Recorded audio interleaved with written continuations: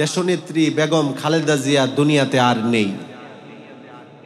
দেশনেত্রী 3 বারের প্রধানমন্ত্রী বেগম খালেদা জিয়া উনি দুনিয়াতে আর নেই।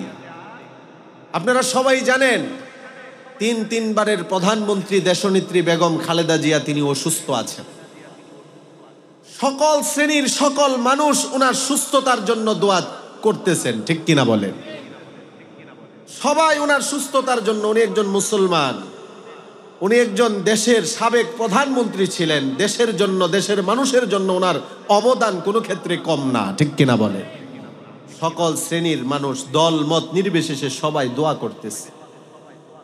হঠাৎ করে দেখলাম সোশ্যাল মিডিয়াতে যে উনি আর নেই।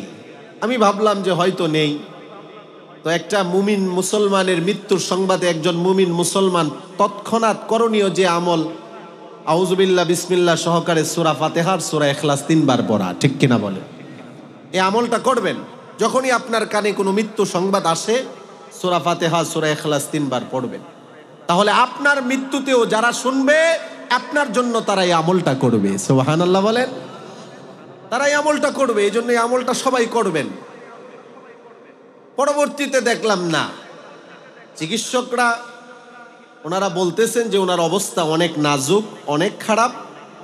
আবার কেউ কেউ বলতেছেন যে উনি মারা গেছেন, কেউ কেউ বলতেছে কৃত্রিমভাবে মেশিনের মাধ্যমে ওনাকে এভাবে জীবিত রাখা হয়েছে, মেশিন খোলার সাথে সাথে ওনার মৃত্যু হয়ে যাবে। আচ্ছা, উনি বেঁচে আছেন না উনি কি অবস্থায় আছেন এটা তো ওই দলের প্রধান জেনারা আছেন, তাদের কাছে সঠিক তথ্য সংবাদ আছে, ঠিক কিনা বলেন? ওনারা তো এগুলো গুজব ছড়াচ্ছেন না। গুজব ছড়াচ্ছে কারা? ছাগলের 3 নাম্বার বাচ্চা যারা। কথা বলেন ঠিক কিনা? অনর্থক সময় নষ্ট করে যারা, ফেসবুক আর সোশ্যাল মিডিয়াতে সময় দেওয়ার মতো লোক যারা, এই সমস্ত অনর্থক অহেতুক বিষয় গুজব ছড়াচ্ছে তারা। সময় নাই তো, চাষটলে বসে শুধু চা খাইলে তো হবে না, গল্পও করতে হবে, এজন্য অনর্থক বিষয় নিয়ে শুরু করে দেয়। একজন মুরব্বী আরেকজনকে কয় আছে কি নাই, না থাকবো কেমনে, নাই। আচ্ছা, উনি আছে না নাই এটা আপনি তো সঠিক তথ্য জানেন না, দায়িত্বশীল যিনারা ওনারা জানেন। এগুলো বলে শুধু শুধু সময় নষ্ট, শুধু শুধু গুজব ছড়াছড়ি, হয়রান আর অস্থিরতা পেরেশানির মধ্যে মানুষকে রাখা, ঠিক কিনা বলেন? আমাদের কাজ হলো উনি অসুস্থ, আমরা দোয়া করি আল্লাহ যদি ওনার হায়াত থাকে হায়াতে আল্লাহ বরকত দান করুক, বলি আমিন। হায়াত যদি না থাকে ইমানের হালতে আল্লাহ তাআলা ওনার শেষ সময়টা যেন কাটায়, এই দোয়া আমরা করি। এগুলোর মধ্যে অনর্থক লিপ্ত হওয়ার তো কিছুই নেই, কিন্তু আমাদের যুবকেরা এগুলোর মধ্যে অনর্থক লিপ্ত হয়, কিছু কিছু বিষয় নিয়ে বেশি বাড়াবাড়ি করে। এক পাগল হাসপাতালের সামনে গিয়ে বলতেছে আমি আমার কিডনি খুলে দিয়ে দিব, আরেকজন বলতেছে আমি আমার ফুসফুস খুলে দিয়ে দিব। সারা পৃথিবীর মানুষ যদি সব কিডনি সব ফুসফুস খুলে বেগম খালেদা জিয়াকে দিয়ে দেয়, যদি ওনার হায়াত না থাকে উনি বাঁচতে পারবে? বলেন বাঁচতে পারবে? যদি মানুষের অঙ্গ প্রত্যঙ্গ দিয়ে, মানুষের জিনিস দিয়ে, টাকা পয়সার ক্ষমতা দিয়ে বেঁচে থাকা যেত, পৃথিবীর অনেক ব্যক্তিরা বেঁচে থাকতো, ঠিক কিনা বলে?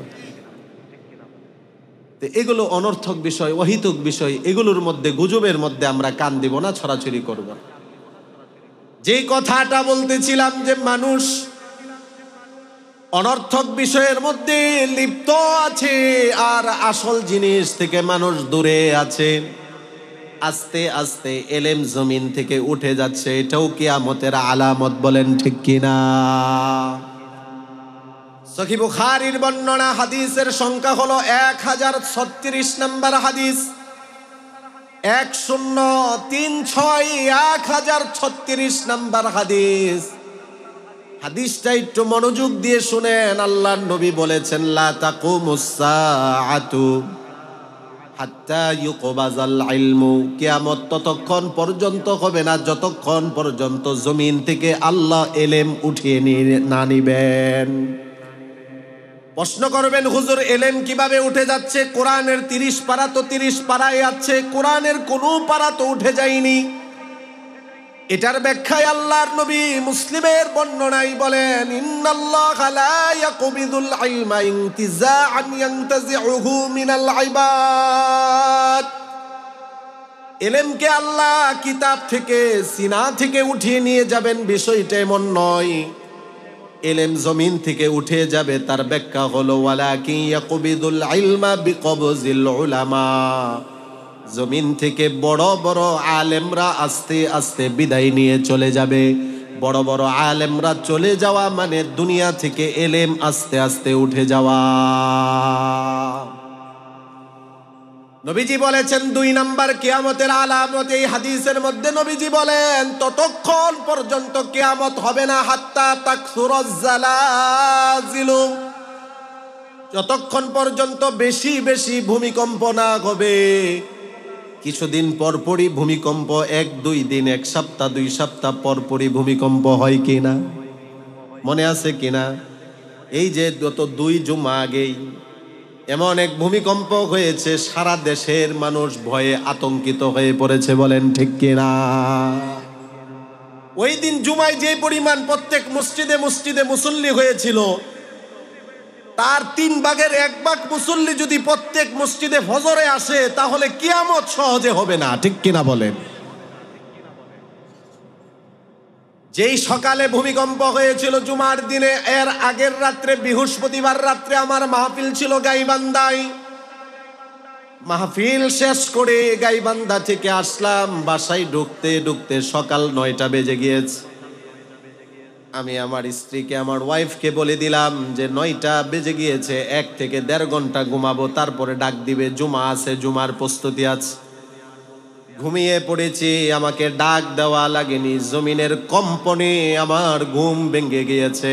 এই কম্পন যিনি জমিনের মধ্যে করিয়েছেন তিনি কে? হাত্তা তাকসুরাজ জালাজিল, আল্লাহর নবী বলেন বেশি বেশি জমিনের মধ্যে ভূমিকম্প হবে।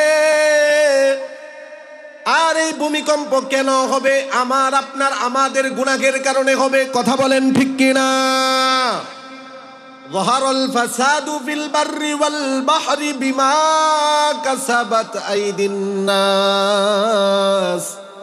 আল্লাহর কোরআন প্রমাণ করে, জলে স্থলে যত বিপর্যয় হয় সব মানুষের হাতের কামাই, ঠিক কিনা বলেন?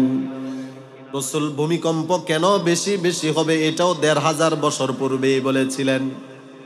ভূমিকম্প যখন বেশি বেশি হবে, কখন হবে এটা? যখন জমিনে কয়েকটা গুনাহ বেশি বেশি হবে। জমিনের মধ্যে যখন মদ্যপান বেড়ে যাবে, জমিনের মধ্যে যখন মিথ্যুকের সংখ্যা বেড়ে যাবে, জালেমের সংখ্যা বেড়ে যাবে, গান বাজনা নায়ক নায়িকা নর্তকীদের সংখ্যা বেড়ে যাবে, যুবকগুলো যখন গান বাজনার দিকে আকৃষ্ট হবে, রাসূল বলেছিলেন তখন বেশি বেশি ভূমিকম্প হবে। বলেন ভূমিকম্প হওয়ার কাজগুলো জমিনে দিনকে দিন বাড়তেছে না কমতেছে? যত দিন যাচ্ছে তত মাদকতা বাড়তেছে। এলাকায় এলাকায় মাহফিলে গেলে মুরব্বী বাবারা বলে হুজুর মাদক নিয়ে বয়ান করবেন, গাঞ্জা, ইয়াবা খোর, বাবা খোর, এগুলো খোরের সংখ্যা দিনকে দিন বাড়তেছে। কথা বলেন ঠিক কিনা? মিথ্যুকের সংখ্যা দিনকে দিন বাড়তেছে, জালেমের সংখ্যা দিনকে দিন বাড়তেছে। গান বাজনা নাটক সিনেমার প্রতি আকৃষ্টতা যুবকদের, মুসলমানদের সংখ্যা দিনকে দিন বাড়তেছে। কথা বলেন ঠিক কিনা? নবীজি বলেছেন ততক্ষণ পর্যন্ত কিয়ামত হবে না হাত্তা ইয়াতাকারাবাজ জামান, যতক্ষণ পর্যন্ত সময়ের বরকত কমে না যাবে। এই শব্দের ব্যাখ্যায় তিরমিজির বর্ণনায় হাদিস এসেছে 2502 নাম্বার, 2502 নাম্বার হাদিস। সময়ের বরকত কমে যাবে, এটার ব্যাখ্যায় রাসূল বলেছেন ফাতাকুনুস সানাতু কাশশাহরি, একটা বছরকে একটা মাসের মতো মনে হবে, একটা মাসকে একটা সপ্তাহের মতো মনে হবে, একটা সপ্তাহকে একটা দিনের মতো মনে হবে, একটা দিনকে একটা ঘন্টার মতো মনে হবে। বলেন আছে কিনা? কিভাবে বছর চলে যায়, কিভাবে মাস চলে যাচ্ছে, কিভাবে সপ্তাহ চলে যাচ্ছে, কিভাবে দিন চলে যাচ্ছে, আমাদের কোনো খেয়াল আছে? মুহূর্তের মধ্যে মনে হয় সপ্তাহটা চলে গেছে। এই যে সময়ের বরকত কমে যাবে, এটাও কিয়ামতের আগে হবে, এটাও রাসূল বলেছে। কিয়ামতের আগে ওয়াতাকসুরাল ফিতান, রাসূল বলেছেন বেশি বেশি ফিতনা প্রকাশিত হবে। কিয়ামতের আগে বেশি বেশি ফিতনার বহির্প্রকাশ ঘটবে। কি কি ফিতনা হবে? তিরমিজির বর্ণনায় নবীজি বলেন 2371 নাম্বার হাদিসের বর্ণনা, রাসূল বলেছেন কিয়ামতের আগে যেই ফিতনাগুলো হবে, 1 নাম্বার ইদা কানাল মাগনামু দুয়ালান, কিয়ামতের আগে ব্যক্তিগত সম্পদ, জনগণের সম্পদকে মানুষ নিজের সম্পদ মনে করবে। রাষ্ট্রীয় সম্পদকে নিজের সম্পদ মনে করবে, জনগণের সম্পদকে নিজের সম্পদ মনে করবে। এটা আজকের কথা না, ১৫০০ বছর পূর্বেই রাসূল বলেছেন। আমার প্রতি রাগ করে কোনো লাভ নেই, রাসূলের কথা শুধু আমি আপনাদেরকে স্মরণ করিয়ে দিচ্ছি আমরা কোন জমানায় আছি। জনগণের সম্পদ, রাষ্ট্রীয় সম্পদকে ব্যক্তিগত সম্পদ মনে করে দেখেই আমাদের সম্পদ কিছু নেতারা বাহিরে পাচার করে। রাসূল বলেছেন 2 নাম্বার কিয়ামতের আগে যেই ফিতনা হবে, ওয়াল্লামানাতু মাগনামা, জমিনের মধ্যে আমানতদারিতা উঠে যাবে, আমানতদারিতার গুণ থাকবে না। বিশ্বাস করে আপনি কাউকে কোনো কিছু কারো কাছে আমানত রাখবেন, সে খেয়ানত করবে, আছে কি নাই? বিশ্বাস করে তার কাছে আপনি 10,000 টাকা আমানত রাখলেন, ভাই এটা আমানত আপনি রাখেন। 1 সপ্তাহ পরে এসে আপনি চাইলেন, বলে কিসের টাকা, আছে কি নাই? রাসূলের কথা, আমানতদারিতা উঠে যাবে। অথচ রাসূল আরেক হাদিসের মধ্যে বলেন, লা ঈমানা লিমান লা আমানাতা লা, তুমি যে নিজেকে মুসলমান বলতেছো, যে ব্যক্তির মধ্যে আমানতদারিতা নাই তার মধ্যে তো ঈমানই নেই। ঠিক কিনা বলেন? রাসূলের কথা, তুমি যতই দাবি করো আমি মুসলমান, কিন্তু যদি আমানতদারিতা না থাকে তাহলে তোমার ঈমানই নেই। আমানতদারিতা এটা অনেক বড় একটা গুণ। আপনাদেরকে একটা উদাহরণ শোনাই আমানতদারিতার গুণের উদাহরণ। মক্কায় এক যুবকের বসবাস ছিল। ওই যুবক, তিনি কোনো সাহাবী ছিলেন না, তিনি একজন তাবিঈ ছিলেন। তাবিঈ বলা হয় যারা সাহাবায়ে কেরামকে দেখেছে ওনাদেরকে বলা হয় তাবিঈ। ওই যুবকের নাম ছিল যুবক কাজী আবু বকর রহমাতুল্লাহি আলাইহি। আল্লাহর কোরআনের 30 পারা কোরআনের তিনি একজন হাফেজ ছিলেন। কাজী আবু বকর রহমাতুল্লাহি আলাইহি 1 দিন 2 দিন নয় 3 দিনের ক্ষুধার্ত থাকা যুবক। ব্যবসা বাণিজ্য ছিল না, কোথাও কোনো চাকরি পাচ্ছিল না, অভাব অনটনের মধ্যে উনি দিন কাটাচ্ছিলেন। 1 দিন 2 দিন 3 দিন হয়ে গেল, কোনো কিছুই খেতে পারেন না। ক্ষুধার্ত পেটে মক্কার অলিতে গলিতে ঘোরাফেরা করতেছেন, একটা কাজ পাওয়া যায় কিনা। হঠাৎ করে মক্কার বাজারের এক কোণার মধ্যে দেখতে পেল একটা থলে পড়ে আছে, থলে। কাজী আবু বকর রহমাতুল্লাহি আলাইহি থলেটা নিয়ে তিনি হাতে উঠালেন। থলের ভিতরে তাকিয়ে দেখলেন তৎকালীন কোটি টাকার মূল্যের একটা গলার হার দেখা যায়, গলার হার। কাজী আবু বকর রহমাতুল্লাহি আলাইহি তখন বড় চিন্তিত হয়ে গেলেন। আমি থাকলে, আমরা অনেকে থাকলে কি করতাম? ও আমার মুরব্বী বাবারা, যুবক ভাইরা আমার, আজ থেকে প্রায় ১৫০০ বছর পূর্বে আল্লাহর নবী, বিশ্ব নবী রহমাতুল লিল আলামিন যেই কথাগুলো বলেছিলেন, এটার বাস্তবতা জমানার মধ্যে সব একে একে পাওয়া যায় আর মিলে যায়। কঠিন সময়ের মধ্যে, ফিতনা ফাসাদের এই সময়ের মধ্যে আমার বড়ই ভালো লাগে, আনন্দিত হই যখন আমার কিছু যুবক ভাইদেরকে দেখি, আমার কিছু কলিজার টুকরা যুবক ভাই কোরআনের মোহাব্বত, ইসলামের মোহাব্বত, দ্বীনের মোহাব্বত অন্তরে নিয়ে গান বাজনার আয়োজন করে না, কোরআনের মাহফিলের আয়োজন করে। বলেন আছে কি নাই? আমি বড়ই আনন্দিত হই, আমার কাছে বড়ই ভালো লাগে যখন দেখি মাহফিলের মধ্যে যুবকদের উপস্থিতি হয়। যেই সময়টার মধ্যে যুবকেরা গান বাজনার প্রতি বেশি আকৃষ্ট হচ্ছে, সোশ্যাল মিডিয়া, ফেসবুক, ইউটিউবের প্রতি বেশি আসক্ত হচ্ছে, এই সময়ের মধ্যে যুবকেরা এগুলো বাদ দিয়ে কোরআনের বয়ানে বসা, এটা কোরআনের মোহাব্বত। ঠিক কিনা বলেন? এজন্য আমি আমার এই যুবক ভাইগুলোকে সব সময় একটা সুসংবাদ দেই। তিরমিজির বর্ণনা 2568 নাম্বার হাদিস, শুধুমাত্র তিরমিজির বর্ণনাই না, বুখারী শরীফ, মুসলিম শরীফ, আবু দাউদ শরীফ, ইবনে মাজাহ শরীফ, একাধিক হাদিসের কিতাবের মধ্যে হাদিসটা এসেছে। আল্লাহর নবী, বিশ্ব নবী রহমাতুল লিল আলামিন, তিনি বলেছেন, সাবাতুন ইউযিল্লুহুমুল্লাহ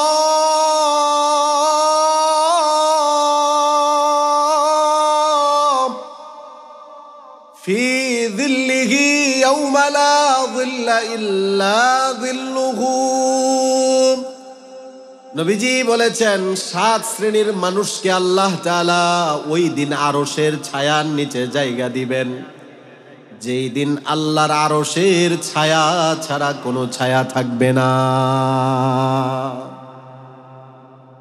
ও ময়মনসিংহের মুরব্বী বাবারা, যুবক ভাইয়েরা আমার, পর্দার আড়ালের মা বোনেরা আমার, ওই অবস্থাটা কেমন অবস্থা হবে একটু চিন্তা করেন। মাটির জমিন আর মাটির জমিন থাকবে না, তামার জমিনে পরিণত হয়ে যাবে। কোটি কোটি মাইল দূরের সূর্যটার দূরে থাকবে না, মানুষের মাথার কাছাকাছি চলে আসবে। সূর্যের তাপের কারণে মানুষের মস্তকগুলো গলে গলে নাকের ছিদ্র আর কানের ছিদ্র দিয়ে বের হতে থাকবে। ঘামের মধ্যে মানুষগুলো থাকবে। কোনো কোনো ব্যক্তির ঘাম হবে হাঁটু পর্যন্ত, কাহারো ঘাম হবে কোমর পর্যন্ত, কাহারো ঘাম হবে কাঁধ পর্যন্ত। কেউ কেউ ঘামের মধ্যে হাবুডুবু খাবে। কোনো মা তার সন্তানকে চিনবে না, সন্তান মাকে চিনবে না, স্বামী স্ত্রীকে চিনবে না, স্ত্রী স্বামীকে চিনবে না, কেউ কাউকে চিনবে না। সবাই সবার থেকে পালাবে। ওই ময়দানটাকে বলা হয় ময়দানে মাহশার, হাসরের ময়দান। ওই দিন এরকম কোনো সামিয়ানা থাকবে না, গাছের ছায়া থাকবে না, ভবনের ছায়া থাকবে না, একমাত্র আল্লাহর আরশের ছায়া থাকবে। নবীজি বলেন, ওই আল্লাহর আরশের ছায়ার নিচে আল্লাহ 7 শ্রেণীর মানুষকে জায়গা দিবে। 1 নাম্বার, নবীজি বলেন, ইমামুন আদিলুন, ন্যায়পরায়ণ বাদশা যারা, ন্যায়পরায়ণ বাদশাদেরকে আল্লাহ তার আরশের ছায়ার নিচে জায়গা দিয়ে দিবে। 2 নাম্বার, নবীজি বলেন, শাবুন নাশা ফি ইবাদাতিল্লাহ, ওই যুবক, যেই যুবকগুলো তাদের যৌবন কালটা আল্লাহর ইবাদতের মধ্যে কাটিয়েছে, ওই যুবকগুলো, যেই যুবকগুলো কোরআন হাদিসের কথা শুনে জীবনটাকে কোরআন হাদিস দ্বারা সাজিয়েছে, ওই যুবক, যেই যুবকগুলো যৌবন কালটা আল্লাহর ইবাদত আর গোলামির মধ্যে কাটিয়েছে, শুধুমাত্র চাকরি, শুধুমাত্র ব্যবসা বাণিজ্য আর শুধুমাত্র দল আর নেতার পিছনে ঘুরে নয়, নাটক, সিনেমা, খেলোয়াড় আর নায়িকা নায়কদের পিছনে ঘুরে নয়, বরং যৌবন কাল যেই যুবকগুলো ব্যয় করেছে আল্লাহর গোলামিতে, ওই যুবকগুলোকে বেছে বেছে মুহাব্বত করে আরশের নিচে জায়গা দান করবেন কে? বড় মুহাব্বত করে ভালোবেসে আল্লাহ বেছে বেছে ওই যুবকগুলোকে নিয়ে আসবেন যারা তাদের যৌবন কাল আল্লাহর ইবাদতে কাটিয়েছে। এখানে যে মুরব্বী বাবারা আছেন, আপনাদের যৌবন কালটা আপনারা আল্লাহর ইবাদতে কাটিয়েছেন, এটার প্রমাণ হলো আপনারা কোরআন হাদিসের বয়ান শোনার জন্য এসেছেন, ঠিক কিনা বলেন? যেই যুবকগুলো তাদের যৌবন কাল আল্লাহর ইবাদতের মধ্যে, গোলামির মধ্যে কাটাবে, ওই যুবকগুলো যখন বার্ধক্যে পৌঁছে যায়, যুবকগুলো যখন বয়স্ক হয়ে যায়, কোরআনের আয়াতের তাফসীরের মধ্যে মুফাসসিরিনে কেরামগণ ব্যাখ্যা করেছেন, বার্ধক্যের কারণে যৌবনকালে ইবাদত করেছিল, কিন্তু বার্ধক্যের কারণে যদি ইবাদত করতে নাও পারে, আল্লাহ তাআলা বোনাস হিসাবে বৃদ্ধকালে সেই সওয়াব দান করে দেয়। যেমন যুবকেরা শক্তি আছে শরীরে, যুবকেরা যেই পরিমাণ ইবাদত বন্দিগি শরীরের শক্তি দিয়ে করতে পারবে, মুরব্বী বাবারা কি এটা পারবে? তবে এই যুবকগুলো একটা সময় তাদের যৌবন ফুরিয়ে যাবে, ঠিক কিনা বলেন? এখানে যারা মুরব্বী বাবা আছেন, আপনারাও তো একটা সময় তাগড়া যুবক ছিলেন, সারা দিন মেহনত করতেন, পরিশ্রম করতেন, শরীরে তখন যে শক্তি ছিল এখন কি সেই শক্তি আছে? প্রত্যেকটা জিনিসেরই একটা যৌবন কাল থাকে, আর মানুষের যৌবন কাল এটা হলো সবচেয়ে শ্রেষ্ঠ কাল, আল্লাহর কাছে সবচেয়ে পছন্দনীয় কাল। সুবহানাল্লাহ। যুবক তার যৌবন কালে ইবাদত বন্দেগী করে, 5 ওয়াক্ত নামাজ পড়ে, তেলাওয়াত করে, জিকির আজকার করে, তাহাজ্জুদ পড়ে। বয়সের কারণে বার্ধক্যে পৌঁছে গিয়েছে, বৃদ্ধকালে যদি সেই নফল ইবাদত যেগুলো যৌবনকালে করেছিল এগুলো যদি নাও করতে পারে, বোনাস হিসাবে আল্লাহ সওয়াব দান করবে। অতএব যৌবন কালটা আল্লাহর ইবাদতে গোলামির মধ্যে কাটানো দরকার। তা না করে অনেক যুবক ভাই কি করে, যৌবন কালটা কাটায় কিসের মধ্যে? আমি আপনাদেরকে দেখাই। অনেক যুবক ভাইরা যৌবন কাল কাটাচ্ছে তাদের মোবাইলের মধ্যে। কথা বলেন ঠিক কিনা? Social media, Facebook, YouTube, TikTok, Instagram, এগুলোর মধ্যে অনেক যুবক ভাইরা তাদের যৌবন কাল কাটাচ্ছে। কথা তিক্ত হলেও কথার সত্যতা আছে কি নাই? যত ধরনের মিথ্যা, যত ধরনের গুজবের ছড়াছড়ি, 1 নাম্বার জায়গা হলো ফেসবুক। ঠিক কিনা বলেন? অনর্থক যত বিষয় চর্চা, অনর্থক যত গীবত, অনর্থক যত বিষয়, মানুষকে যত হয়রান অস্থিরতাকারী যত বিষয়, সব হলো এই ফেসবুক।